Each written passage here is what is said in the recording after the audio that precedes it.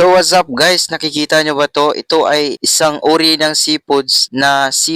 Ito ay makikita lamang sa dagat. Hindi sa lupa at hindi rin sa langit. Sa dagat. At bago ko makalimutan, makikita din ito sa mga palengke ninyo dyan. At syempre doon sa eskwelahan. Especially sa mga libro. Alam kong maraming may paborito nito. Kasi napakasarap ng klaseng seafoods na ito. Marami ang nakatikim nito pero hindi pareho yung lasa kasi yung ibang natikman nila ay hindi na sariwa. Dahil kapag nag-black spot na itong tiyan niya ay hindi na ito masarap. Sa nakikita nyo ay nakahuli kami ng isang tangkig. Tangkig ito sa amin kung tawagan pero ewan ko na lang sa inyo kung anong tawag nito sa inyo.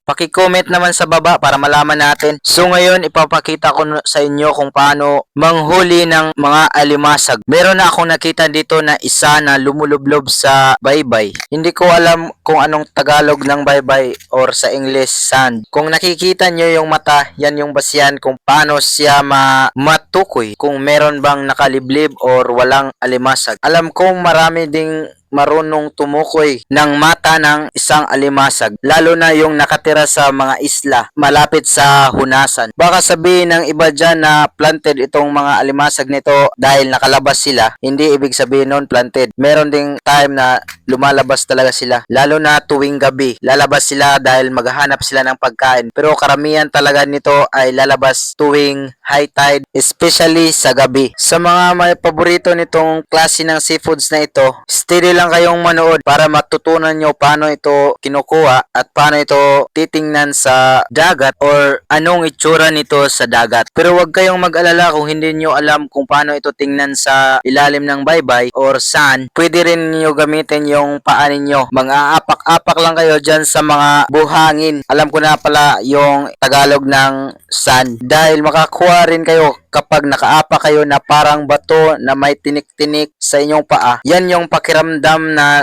maramdaman ninyo kapag nakaapa kayo ng isang alimasag sa ilalim ng buhangin. Yan yung sinasabi nila na kapag hindi nakikita ng mata, nararamdaman naman ng paa. Pero advice ko rin sa inyo, mag-ingat din sa mga apak-apak. Baka yung naapakan mo, puso na pala ng ex mo. Kunin mo sa paa at itapon mo. At ngayon ay hinahati-hati ko na ang mga alimasag at niluluto. Para sa pagluto ay kakainin na. Ito na yung kanin, hinahain na, nilalatag sa isang daon ng saging. Sa mga hindi nakatikim ng alimasag, ito ay napakasarap talaga. Lalo na pag nilagyan ng sili at oyster sauce.